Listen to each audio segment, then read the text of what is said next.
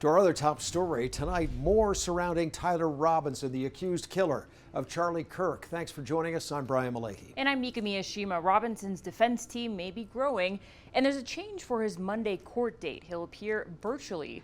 Our Kristen McPeak is live tonight, and why a virtual appearance rather than in person?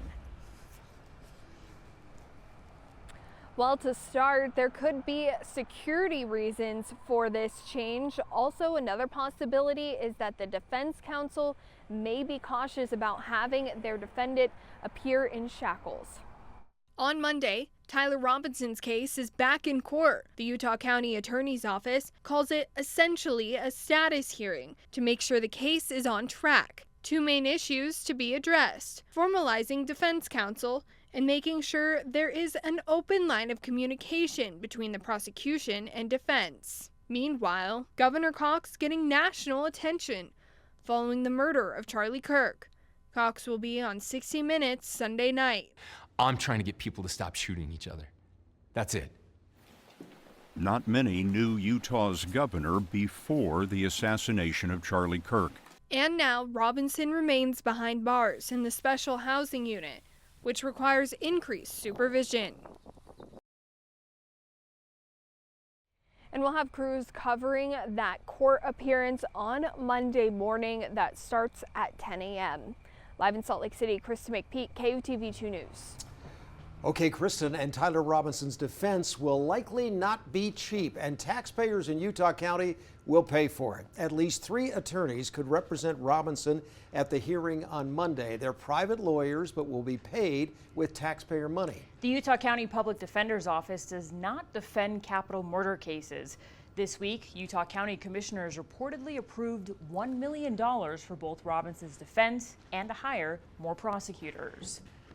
And you can stick with 2 News for coverage on the case. You can watch the governor's interview on 60 Minutes tomorrow right here on Channel 2 at 6 p.m. That will be right after 2 News at 5. Tyler Robinson, the man accused of killing Charlie Kirk on UVU's campus, is expected in court tomorrow morning. It will be a virtual appearance in Utah County. So what should we expect from tomorrow's court hearing? Our Natalie Wattis has more from a criminal defense attorney. And Natalie, what is she saying? Well, I'm told tomorrow's hearing is expected to be simple and quick, but the timeline for this case as a whole is expected to be anything but. Monday morning will be the first date that he gets to appear in court with his now appointed attorney. My guess is the court will just make sure that his attorney is willing to accept the appointment, place that on the record, and probably just set further dates for status conferences. Criminal defense attorney Sky Lazaro is not affiliated with the case, but weighed in on what we can expect the process of this highly publicized case to look like. I think there's probably some discovery that needs to be exchanged. In addition, it sounds like this is still an ongoing investigation. Robinson, 22, is being held in the Utah County Jail. After this short hearing, Lazaro says the attorneys will get to work. I would assume that his court-appointed attorney is going to need to add some people to our staff.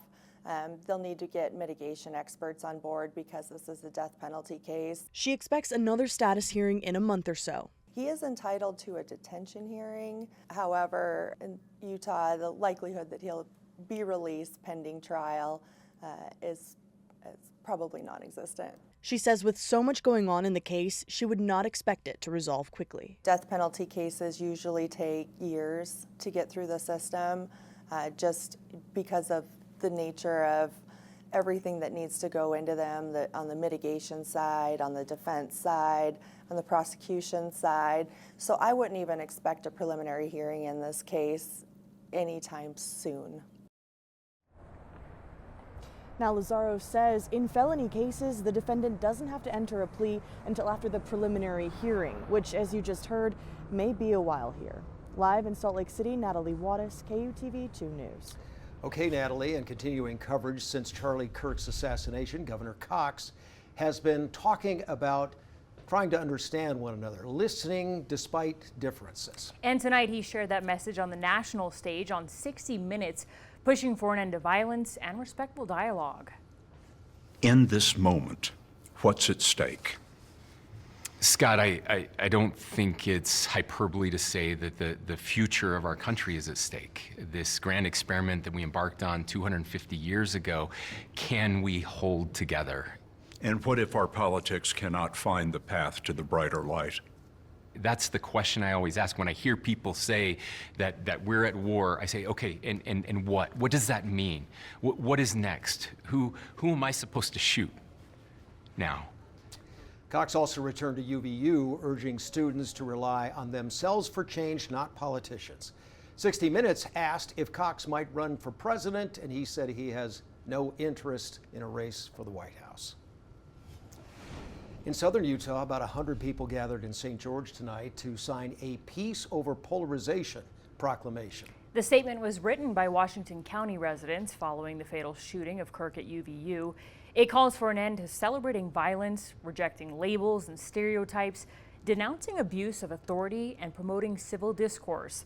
Organizers say the goal is to inspire unity and hold each other to a higher standard.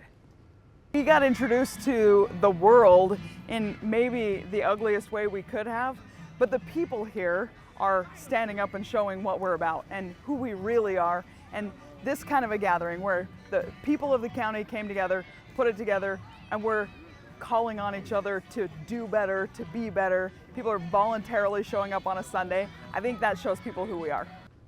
Attendees were asked to sign the document and urge lawmakers adopt the same pledge. Local, county, and state leaders all attended, including Congresswoman Celeste Malloy. She says grassroots organizing like this can help Southern Utah lead the way after tragedy. Council, regardless of who is watching, whether it is the nation or a single individual, we must fulfill our roles with integrity, civility, and diligence. I encourage each of you to give your very best to this case. The suspect in Charlie Kirk's assassination, Tyler Robinson, appeared in court today remotely. Former federal prosecutor and president of West Coast Trial Lawyers, Nima Rahmani, joining us. Not much accomplished, as you know, at this hearing today, but there is a massive volume of evidence that was referenced. What do you make of the decision not to show Robinson's face?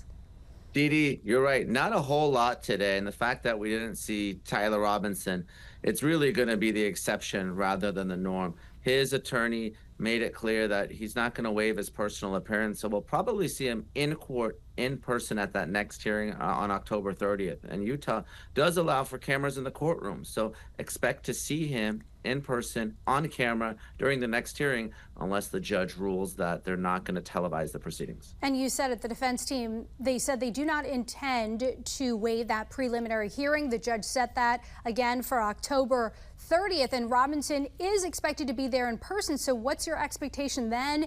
And what impact could the suspect this time being there in person, what impact could that have? Dee Dee, to proceed to a felony jury trial, the prosecution has to do one of two things: get a grand jury indictment or go to a preliminary hearing. That's essentially just a mini trial before the judge, and the judge needs to rule that there's enough probable cause to move forward. There's certainly, like you said, overwhelming evidence in this case that Robinson was indeed the shooter, but it does tend to give the defense some information. So sometimes they won't waive the preliminary hearing, even though it's a formality, so they can get information from the prosecution about the case. Now, they still may try to work out some sort of deal to try to save his life, or they may end up pleading guilty altogether and just moving to the penalty phase and argue to the jurors then that he should spend the rest of his life in prison and not be executed. But at least for now, we're going to have a prelim very soon. Charlie Kirk's alleged killer, is it even possible to limit pretrial publicity if the prosecution is worried about that? I mean, I can't think of anyone who doesn't know of this case.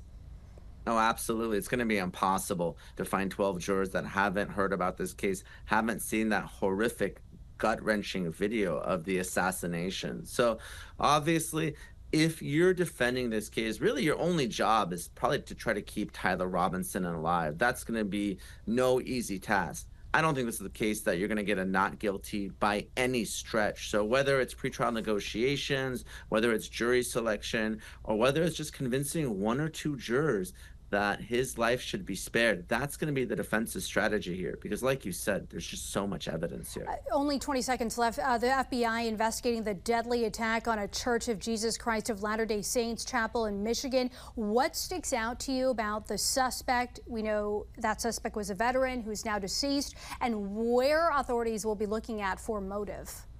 Dee, an incredibly sad case yesterday. And as far as the motive, I don't think we're going to spend a lot of time on it because, again, the suspect is deceased. There's going to be no criminal case. Really, all law enforcement is going to do is to find out if he was acting alone or not. Nima Rahmani joining us tonight. Thank you for your analysis. Thanks, Dee. Talk soon. We are back out here live at Utah State University in Logan, where a Turning Point USA event wrapped up about an hour or two ago. Thousands of students here on campus. This was originally part of Charlie Kirk's tour, his campus tour that was continuing after the last election cycle. Many students wanting to show up tonight to carry on what happened and what started at Utah Valley University just 3 weeks ago when Kirk was assassinated in front of thousands of students who were there.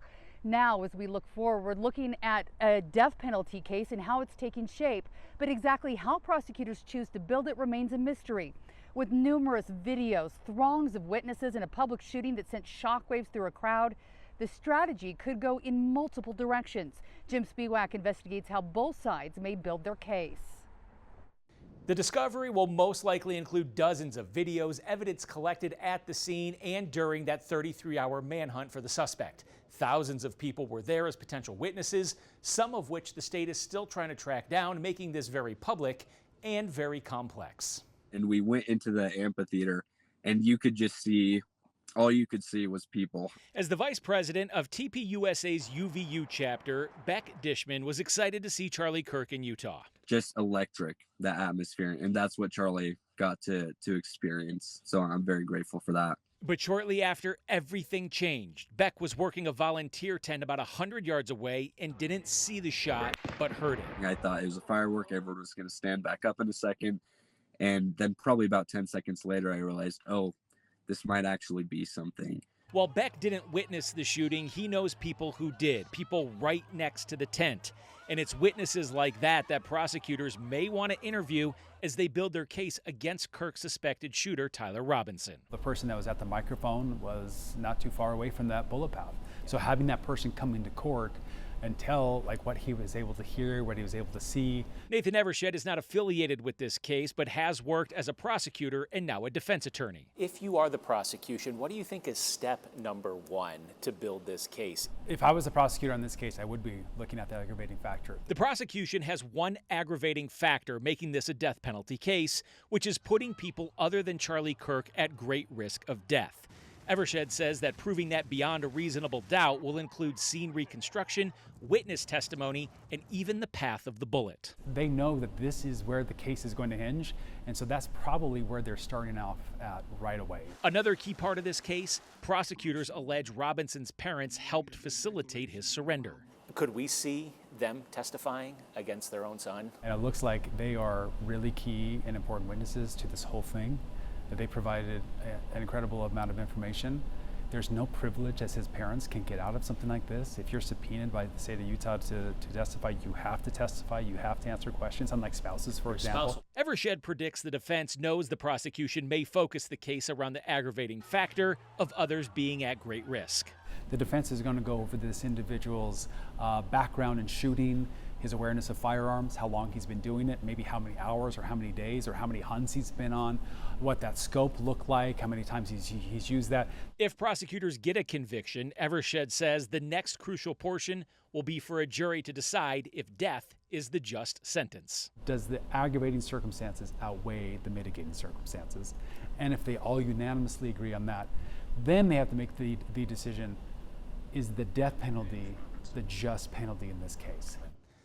Evershed says that he would not be surprised if the defense asked for a change of venue, but he also says the prosecution could argue because there is already so much attention on this case, moving the venue may not make much sense. I'm reporting in studio tonight, Jim Spiewak, KUTV 2 News.